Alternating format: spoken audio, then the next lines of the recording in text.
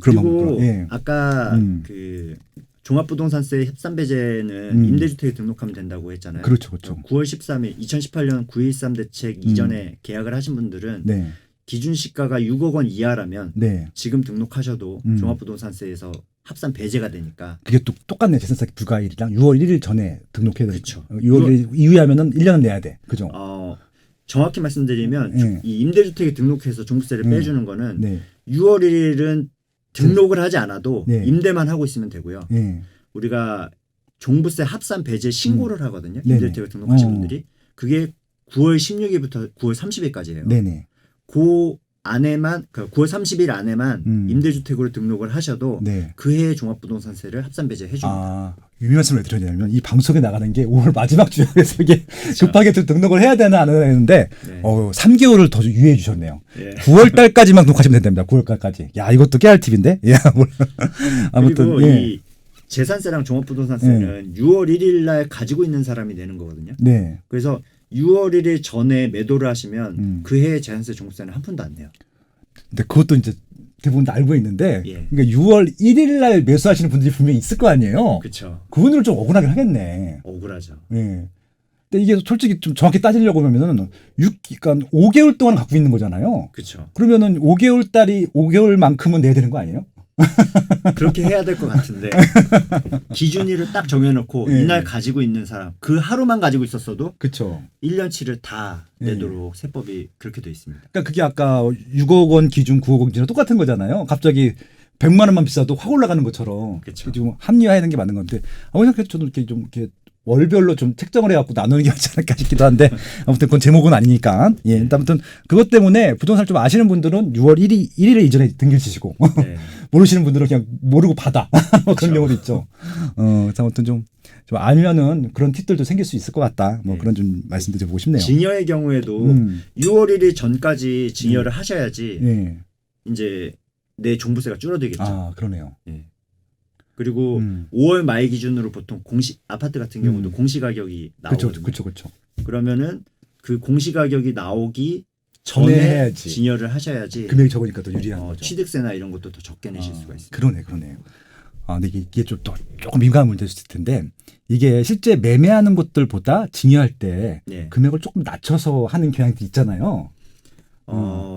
사실 이제 증여세 같은 경우는 저희가 금액을 선정하는 개념은 아니에요. 그렇죠. 이건 세법에서 정한 대로 증여재산을 평가하게 돼 있는데요. 네네. 예를 들어 아파트나 오피스텔 네. 아니면 다세대 주택 이런 것들은 바로 옆동 옆호수 네. 이런 게 거래된 금액들이 있잖아요. 네네. 그러면 세법에서는 우리가 증여한 날짜에서 가장 가까운 그 주변 사례를 기준으로 증여세를 과세합니다. 네네. 근데 꼬마 빌딩이라든지 아니면은 토지, 네네. 단독주택 이런 것들은 바로 옆동 옆호수가 없잖아요. 그건 워낙 개별성이 강한 거니까. 그렇죠. 개별성이 강한 이런 부동산들은 테넌트가 뭐가 입점이 있는지 다르기도 하고. 그렇죠. 예. 시세를 알 수 없기 때문에 예. 정부에서 이제 공시하는 공시가격을 기준으로 보통 증여세를 과세하거든요. 그거는 이제 천차만별이겠네. 그렇죠. 예. 토지는 공시지가는 시세는 10억인데 공시지가는 2, 3억 하는 경우도 있어요. 그렇죠. 그래서 공시지가로 평가되는 부동산들은 증여세가 상대적으로 낮게 되죠. 근데 그 지난번에 그 몇 달 전에 그 리센치를 네. 시세가 18억에서 22억 정도 하는데 네. 16억에 거래된 게 2번 나왔잖아요. 네. 그러니까 아버지가 자식한테 줬다라고 나오는데 네. 그러면 그게 좀 문제가 되나요? 그렇게 거래된 것들은 사실 네. 증여라기보다는 예. 매매 거래로 매매 거래니까 진행을 하는 거거든요. 증여가 아니지. 맞아. 네. 제가 착각을 했네. 근데 그런 경우도 문제가 되나요? 매매인데 좀 시세보다 좀 2억 낮게 거래를 한 거잖아요. 그런 경우에는 세법을 적용할 때 예를 들어 10억짜리 아파트를 7억에 자녀한테 팔았어요. 그러면 싸게 판 거잖아요. 그렇죠. 그때는 파는 사람은 양도세를 낼 거고 그렇죠. 받은 사람은 증여세를 계산하게 되는데 네네. 이 기준이 약간 다릅니다. 파는 사람이 네. 10억짜리를 7억에 팔았다. 네. 너무 싸게 판 거죠. 네. 이럴 경우에는 양도세에서는 특수관계자 간에는 5% 이상 차이가 나는 금액으로 거래를 하면 그거를 다시 시가대로 양도세를 다시 계산해요. 예를 들어 내가 예전에 7억에 산 집을 지금 10억이 됐어요. 이걸 자녀한테 7억에 팔면은 양도세가 없겠죠. 그렇죠. 계산상으로는. 근데 세법에서는 이걸 인정 안 한다는 거예요. 10억이 시세인데 5% 이상 차이가 나니까 네. 이거는 뭔가 부당한 행위다라고 네. 봐서 10억 시가인 10억을 기준으로 양도세를 때려요. 그러면 양도세를 계산하는데 상황에 따라 달라지겠죠. 다주택자인 사람은 중과세로 세금을 계산을 해야 될 거고 내가 1세대 1주택자인데 자녀한테 팔았다라고 했을 때는 네. 10억으로 계산해도 양도세가 거의 없겠죠. 네네. 네. 그래서 이 양도세는 5%를 기준으로 산정을 하고 네. 내 컨디션에 따라서 중과세가 되기도 하고 비과세가 되기도 한다. 네. 근데 중요한 건 7억에 산 자녀는 네. 3억을 어떻게 보면 차익을 얻은 거잖아요. 그렇죠. 소위 말하는 로또 분양이랑 똑같은 거야. 그렇죠. 그러면 보통은 이 3억에 대해서 네. 증여받은 걸로 봐서 증여세를 과세를 해야 돼요. 근데 이 증여세는 네. 양도세에서는 아까 5% 이상 차이 나면은 양도세를 시세로 과세한다고 했잖아요. 네. 증여세에서는 30%까지는 증여세를 안 과세합니다. 네. 그렇구나. 그래서 이게 뭐 최고 30% 또는 네. 3억 맥시멈 기준으로 이제 그 이하의 차액은 네. 증여세 과세 안 하니까 네. 10억짜리 7억에 자녀한테 팔더라도 증여세가 안 나오는 거죠. 네네. 네. 그리고 매도자는 만약에 1주택이다. 그럼 양도세도 별로 안 나오니까 네. 이런 거래가 가능한 거예요. 그럼 아까 그 18억짜리 16억에 판 것도 문제가 없겠네. 그렇죠. 증여세로 네. 보면은 네. 금액적으로 2억 차이고 네. 30% 안에 들어오는 거잖아요. 네. 그럼 자녀는 그 싸게 산 금액에 대해서 증여세가 없는 거예요. 그분도 분명히 세무사 컨설팅 받았던 것 같고 이게 법적으로 문제가 없을 금액 정도로 낮춰서 판 거였구나. 그렇죠. 예. 그런 것들 이게 세법이네. 이게 공부네. 그러니까 네. 이게 전문가가 필요한 이유가 있네. 일반인들이 이걸 어떻게 해요? 30% 이런 것들을요. 그렇죠. 야. 일반인들이 보기에는 네. 굉장히 이게 어떻게 보면 좀 네. 탈세에 가까운 네. 그렇게 보이는 거래인데 예. 이분들은 또 세법적으로 면밀하게 검토를 하고 그러니까 30% 범위에서 가격을 딱 정한 거 아니에요? 그렇죠. 이게 절세지 뭐 이게 탈세는 아니잖아요. 법이 그런 건데. 예. 그렇죠. 야, 재밌네요. 절세와 탈세가 이렇게 이제 종이 한 장 차이로 예. 나뉘게 되는 거죠. 그러니까 증여, 뭐 상속 이러면 다 탈세인 줄 알아 사람들이. 근데 이게 다 법에 다 규정된 그런 금액들이 있다는 것들인 거잖아요. 네. 야, 재밌네요. 그리고 또 하나 뭐냐면은 이제 또 지금 이제 뭐 공동 명의도 말씀해 주셨고 증여 부분도 말씀해 주셨는데 이게 이제 그 갖고 있는 주택 중에서 법인으로 이렇게 명의를 넘기시는 분들도 간혹 있단 말이죠. 네. 그것도 불법은 아닌 거예요? 이거는 이제 사실 불법적인 요소가 있을 수도 있고, 있을 수도 있고. 네. 예. 괜찮은 거래일 수도 있는데, 그럼 합법적인 건 어떻게 하면 합법적이 되는 거예요? 개인이 갖고 있는 부동산을 법인에 매도하는 거는 그러니까 임차 물건이겠죠. 예. 그렇죠. 할 수 있는 행위인데 네. 중요한 건 여기서도 마찬가지로 금액이 적정하냐. 금액 적정하나. 네. 예를 들어 내가 2억에 산 집이 네. 5억이 돼서 네. 양도세가 너무 과중할 것 같아서 이거를 뭐 2억에 법인에다가 매각한다든지 이런 것들은 인정이 안 되겠죠. 그러니까 시세대로 넘기는 것들은 상관없다. 그렇죠. 시세대로 매도하고 대금을 다 받게 되면은 네. 그런 부분은 문제가 없어요. 네네. 근데 또 이 거래에서도 문제가 될 수 있는 소지가 있기는 합니다. 예. 예를 들어 법인이 내 부동산을 사가는데 네. 법인이 돈이 없을 경우. 네. 대부분 그럼 대출을 받으면 되잖아요. 예.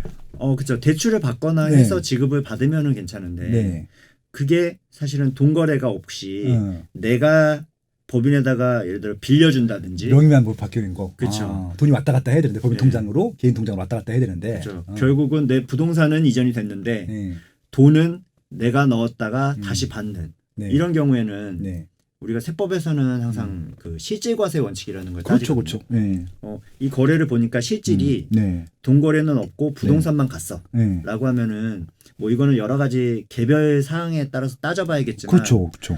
예를 들어 뭐 명의 신탁이라든지 이게 그렇죠. 실제 매매가 아니라든지 네네. 이런 식으로 이제 구세청에서는 또 볼 수 있기 때문에 그렇죠. 좀 조심하셔야겠죠. 그러니까 지금 법인 거래할 때 자금 조달 계획서를 명확하게 다 내어가는 그런 것들 때문에 그런 거 아니에요. 그렇죠. 개인 돈을 왔다 갔다 할까봐 네.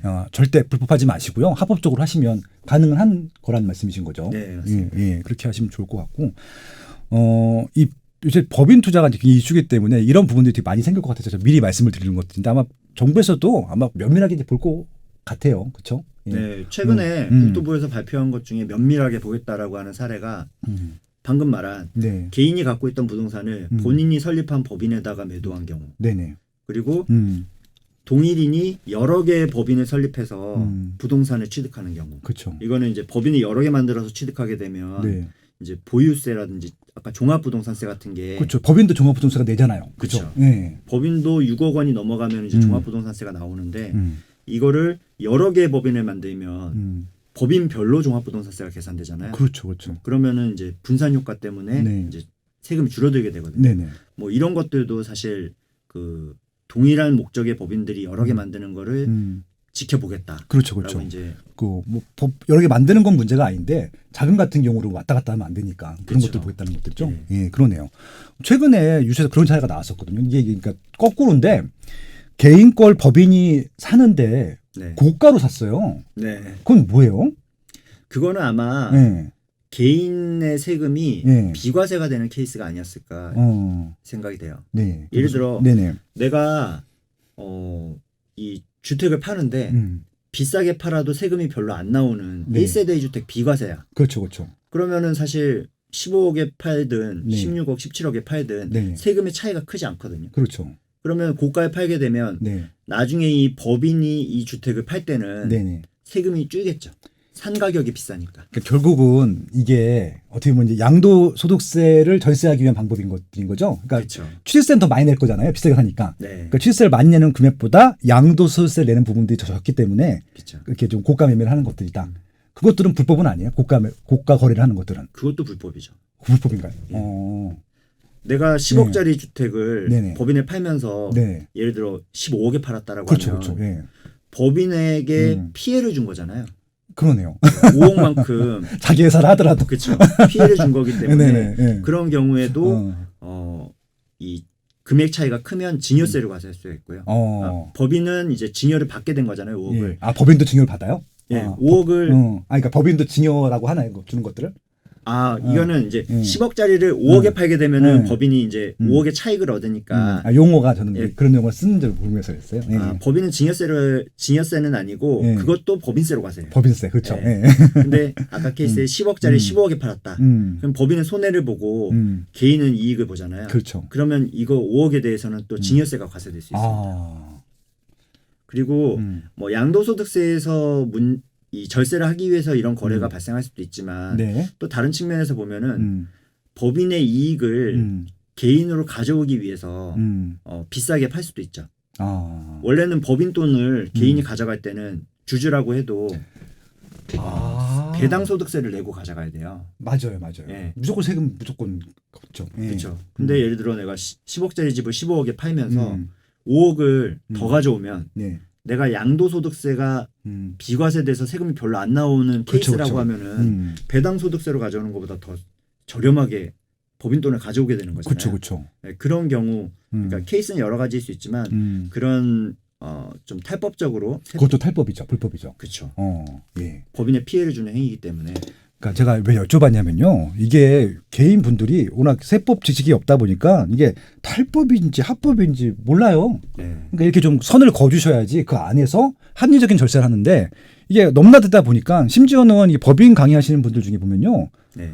넘어가신 분들이 꽤 있어요. 그래서 내가 봐도 왜 저런 강의를 왜 할까 싶은데 뭐 모르시는 분들은 다 그렇게 하는 줄 아시는 분도 있어요. 저 이런 얘기를 왜 듣냐면 부동산 투자하면 자꾸 사람들이 나쁜 시각으로 보는 이유 중에 하나가 탈법을 하시는 분들이 몇 분 계세요. 보시기 때문에 그런 분들이 많지 않다는 말씀을 드리고 싶은 것도 있고요. 제가 세무사 분을 모신 이유 중에 하나가 선을 거두고 싶었어요. 그러니까 이게 선에 대해서 합법적으로 절세 활동을 하셔야지 이렇게 무리하게 하시면 안 된다는 말씀을 드리고 싶고요. 정부도 그걸 알죠. 알고 다 면밀하게 보고 있기 때문에 예, 그런 쪽으로 좀 그런 말씀드렸습니다. 걸 더 모니터링하기 위해서 지금 금액 제한 없이 자금 조달 계획서를 써라. 그렇죠. 그리고 특수 관계자 간의 거래에 대해서는 특수 관계자 간의 거래라는 거를 기재해서 신고하도록 예. 이렇게 지금 법을 개정하고 있는 거죠. 그렇죠. 그러니까 일단은 여러분들 세금 내시는 것들은 당연하다고 생각하시면 좋을 것 같고 법의 테두리 내에서 가장 좀 절세 전략들을 짜시는 게 필요할 것 같고 기본적으로 이런 부동산 절세 완용 정복 이런 책들 한번 읽어보시면 오늘 말씀 들어보시면 아시겠지만 제가 어떤 질문을 해도 다 풀어주시잖아요. 그런 거 다 들어있거든요. 제가 이제 책 보고 질문 드린 거예요. 솔직히. 그렇기 때문에 책 한번 읽어보시면 좋을 것 같고 아무튼 좀 이렇게 전문가를 친하게 두는 것들은 필요하겠네요. 이렇게 좀 오늘 네. 밥 제가 맛있는 거 사줄 테니까 앞으로 친하게 지내요 저희. 네. 마지막으로 좀 이제 이 책을 읽는 독자분들이나 아니면 이제 부동산 시장에 계신 또 많은 좀 궁금하신 분들한테 좀 당부의 말씀 뭐 아니면 또 활동 계획에 대한 말씀을 해주시고 마치면 좋을 것 같습니다. 네. 네. 제가 이제 부동산 투자를 하거나 아니면 네. 실수요로 이제 1주택을 갖고 계신 분들이 세금으로 어려움을 겪으시는 거를 굉장히 상담을 많이 하게 돼요. 이제 그 중에 가장 큰 이유가 정확하지 않은 정보를 가지고 의사결정을 하시는 거거든요. 그럼 정말 위험하죠. 네. 이제 예를 들어 웹상에 인터넷에서 이제 질문을 쳐보면 세금과 관련된 질문을 쳐보면 굉장히 많은 정보가 나오는데 네. 그 정보들 중에 상당수가 잘못된 정보들이 많이 있어요. 아니면 이미 시간이 지나서 더 이상 적용이 안 되는 그런 내용들이 많아요. 그러니까 지금 솔직히 세법이 거의 매달 개정되는 것 같거든요. 그렇죠. 예, 아무튼 예 그렇습니다. 그런 개정 사항들이 예. 그 하나하나 다 세금에 엄청난 영향을 주는데 네. 이런 것들을 모르고 모르고 매도를 하시거나 매수를 하셔서 네. 세금적으로 피해를 보는 분들이 많아요. 맞아요. 그래서 정말 지금 이 세법은 세무사들도 사실 어려워하는 영역이 됐거든요. 그러니까 공부 안 하시는 세무사분들 같은 경우는 옛날 법 갖고 하시는 분들도 있어요. 그러니까 그쵸. 저희가 뭐 오히려 막 이상한데 이런 경우가 있거든요. 그래서 그런 것들을 의사결정 하시기 전에 네. 반드시 세무 전문가와 상담을 받으시고 진단을 받아보시고 의사결정을 하실 걸 좀 권해드리고요. 네. 그리고 이 세무사한테 물어본다고 해서 본인이 전혀 모르면 네. 이게 질문을 하거나 네. 답변을 들어도 이해할 수가 없어요. 맞아요. 그래서 내 재산은 내가 지킨다라고 생각을 하시고 기본적으로 본인한테 해당되는 뭐 비과세라든지 아니면은 뭐 보유세라든지 이런 부분은 어떤 식으로 계산이 되고 절세를 할 수 있는지에 대해서 조금은 관심을 갖고 공부를 하실 필요가 있습니다. 맞아요. 네. 그래서 공부를 기본적으로 하시고 본인이 알고 있는 걸 바탕으로 세무사와 상담을 하셔서 네. 절세 방법을 찾으시는 게 필요하다라고 생각을 합니다. 네. 너무 좋은 말씀 제가 감사하고요. 그러니까 이제 다른 건 모르겠습니다. 다른 책들은 뭐 이렇게 10년 전 걸 봐도 도움을 받는 경우가 많은데 세법 책은요. 그냥 무조건 최신판 사셔야 돼요. 맞죠? 맞습니다. 예. 왜냐하면 작년 책도 보시면 안 돼요. 이게 진짜 매년 개정판이 나오는 이유 중에 하나가 이분들이 돈을 벌기 위해서 그런 게 아니라 옛날 책을 보시면 안 되기 때문에 그렇거든요. 그렇기 때문에 가장 최근 책 나온 책을 좀 보시면 좋을 것 같고 그리고 또 바뀐 부분이 있으면 아마 블로그나 카페나 이런 거 운영하실 거 아니에요. 네, 블로그를 운영하고 있고요. 예, 블로그에다가 좀 질문하시고 그러면 아마 또 답변을 주실 것 같기도 해요. 그렇죠? 예. 그리고 세무 상담하는 것들은 솔직히 돈 아끼지 마세요. 생각보다 비싸지 않고 이게 적게는 몇백만 원, 많게는 몇억 정도 차이가 날 수 있는 그런 분들도 있기 때문에 적극적으로 문의를 해보시고 뭐 간단한 것들은 다 무료로 상담을 해주시기도 하실 거예요. 아무튼 그렇게 좀 세무사와 또 세무서도 너무 무서워하지 마시고요. 나쁜 데가 아니기 때문에 그렇게 좀 세법과 세금 부분과 좀 친하게 지낼 수 있는 좀 여러분들이 되셨으면 좋겠습니다. 네. 오늘 나와서 너무 감사하고요. 네. 책도 좀 많이 잘 팔리셨으면 좋겠네요. 예, 감사합니다. 예, 고맙습니다. 네. 감사합니다.